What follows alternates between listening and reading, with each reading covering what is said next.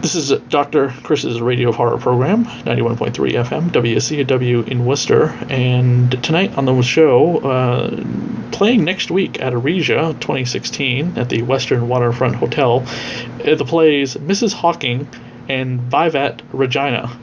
Two steampunk plays, very unusual, but very with a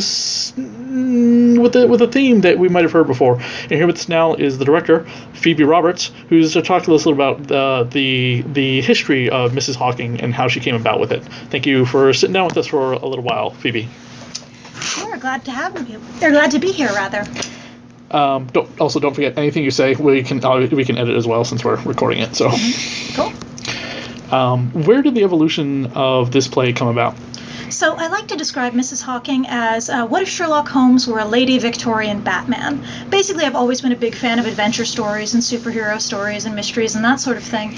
But I feel like we're a little bit bored with the typical character that we tend to see in these. So my Mrs. Hawking is, what if we had a little bit of a twist on that? She's a middle-aged, ostensibly normal Victorian woman who spends her nights standing up for people who have nobody to stand up for them.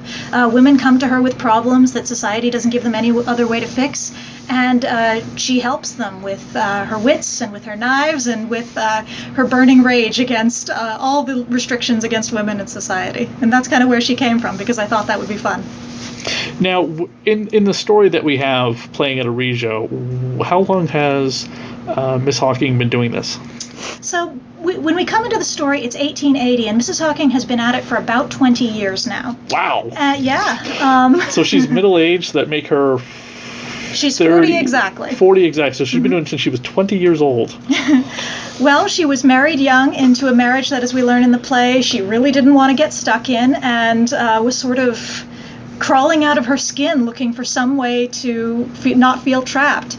And she found herself sneaking out at night and finding trouble to get into, and it turned out that the most constructive sort of trouble that she could get into, and the one that sort of took out some of her rage against society the most effectively, was when she helped people who didn't have anybody else to turn to. Now, does she have any childhood trauma like Bruce Wayne? Is she an opiate addict like Sherlock Holmes?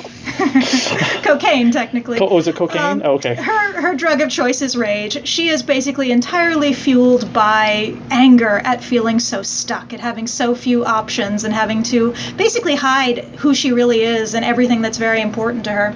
She doesn't exactly have childhood trauma, but I picture her growing up in the colonies, in a fairly privileged, existence out there, and just, seeking for some outlet for her wildness that she could never really find.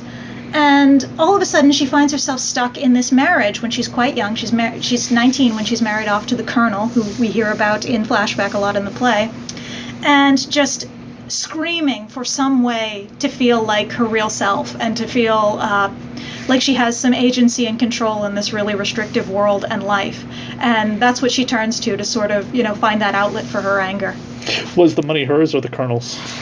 I imagine she came with some money when she got married, but she inherited his incomes, as they say. So she, she's not Bruce Wayne level wealthy, but she doesn't exactly have to worry about money. But she's got enough more money at the time of Victorian era. It would almost seem like she's a millionaire if you, what do you call it when they compare the dollar amount then to now. I haven't exactly done the calculations, but it's actually kind of important that the Hawkings are middle class, because the Victorian era was the first time in Western history in which the middle class had most of the money and most of the, economic power in things. It was when they sort of rose up and overtook the significance of the upper class, whose money was basically in land. And because they weren't very liquid, they couldn't really compete with these, these people who worked and generated their own money and were starting to make their own status. What were you more influenced by, Sir Arthur Conan Doyle's Sherlock Holmes, or the many, many 75 years worth of adventures of Batman, who you can't name one particular writer or artist? I don't know if it was really one more than the other. Like, I love that Victorian era setting. I love the gas lamp mysteries and the way they dressed and the way they talked and the way they had to work around all of these social rules in order to have their adventures. Did you read Batman by Gaslight by Mike Mignola, creator of Hellboy? I have not, but I've heard that it's good. You should. It's considered. I think it's the first Elseworlds ever. The thing I mostly got from Batman was the idea that she's sort of taking this eternal vengeance for the way that the world has made her feel. The idea that this is her way of taking back some semblance of control in, a circumstance where she doesn't feel like she has much. And also, the idea that she's, on the stealthy side, and, she kind of operates by being so outlandish that, if somebody yells about, the Wraith in the Night that came and beat them up, nobody's going to believe them, and then she won't get caught. And she dresses like a ninja, too, from the photographs I've seen. A lot of people have said she reminds them of what the characters in Assassin's Creed dress like. Yeah, that's true. Who are some of the other characters in the play besides Miss Hawking? What is Miss Hawking's first name? It's Victoria. Victoria, that's right. Mm-hmm. There's Victoria Hawking, our hero, and she's actually joined by Mary Stone, who was a housemaid who grew up in India, and when her parents died and she didn't really have much left for her there, she moved to London to sort of start a new life. And in being the only person who could stand to be in Mrs. Hawking's employ for more than a few days, she sort of stumbled upon what Mrs. Hawking did, and, instead of being frightened by it, she's actually excited and, wants more than anything to help and join in this world. And in return for Mrs. Hawking sort of opening up her life and giving her meaning, she sort of balances, Mrs. Hawking in the way that her rage sort of is constantly threatening to overtake her and turn her into this, embittered, sort of dangerous person cut off from the rest of humanity. But Mary serves as her lifeline into the light, so to speak. Now, after Arisia, you're going to do the play again at the Steampunk Watch Festival in Waltham.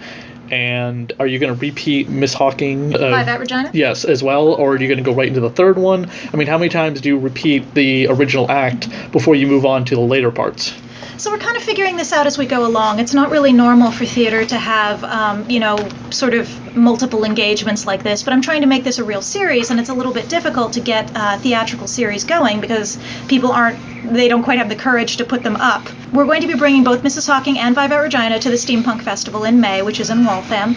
And I think that we won't have time to get to the third one, which is called Bass Instruments and is available on the website in script form right now, which is www.mrshawking.com. I think that Bass Instruments Part 3 will be staged in the upcoming year. So look out for it not too long after. Now, does she have her own main arch nemesis like Moriarty? She will eventually, but this character has not yet featured in the story, so I don't want to give out too much away about that character yet, but she's going to feature in Part 4, which will be coming over the course of 2016. And I think from what early response there's been, it's been very positive, so I think people are going to enjoy her. What's probably the biggest technical challenge with this, putting the play together?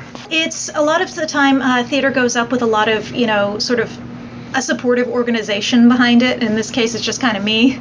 It's, my sort of passion project and baby. So the buck sort of stops with me. And I have wonderful people helping me with it that I couldn't do it without. And that's so great. But when you know that, everything that happens, you're going to sort of have to be the last word on it and have to make it, if it doesn't get done, it's going to fall onto you. That's kind of a daunting challenge. But this is our third time through and things are looking good. So, I guess we're equal to it. How many chapters will the play be in total? Now I'm shooting for 9. Wow. And as I said, 3 are completed. Yes. And 4 is in the works. But so you plan to go till 2020? As long as I can. Yeah. I've got dreams. That 9 chapters, that's a lot. That's a long time commitment to a project you absolutely love. Would you ever be able to do like all 9 parts in like a 3-day thing? I don't know if under the current circumstances we'll ever be able to do 9 plays, at once. But to be honest, the piece should probably properly be a filmed property. But right now I'm just trying to establish the brand in a format that I can manage to put together. And I know how to do a theater show, so that's how I'm trying to get people interested and sort of make a name for Mrs. Hawking. And what are the days next week at Arisia? Do you remember that they can come see it? Yeah. On Friday at 8, Mrs. Hawking is going up, and then Mrs. Hawking will be happening again Saturday at 4, and then Viva Regina will finish things off at 1 on Sunday.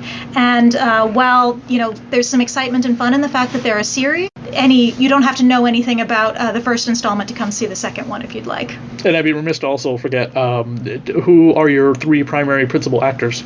So our Mrs. Hawking is played by Frances Kimple, who is an amazing actor I've worked with for many years now. Cersei Rowan is playing Mary, and our third lead, Nathaniel, who is Mrs. Hawking's nephew. who finds his way onto the team as well, will be played by Jeremiah O'Sullivan. Awesome. Thank you very much, Phoebe. Thanks so much for having me.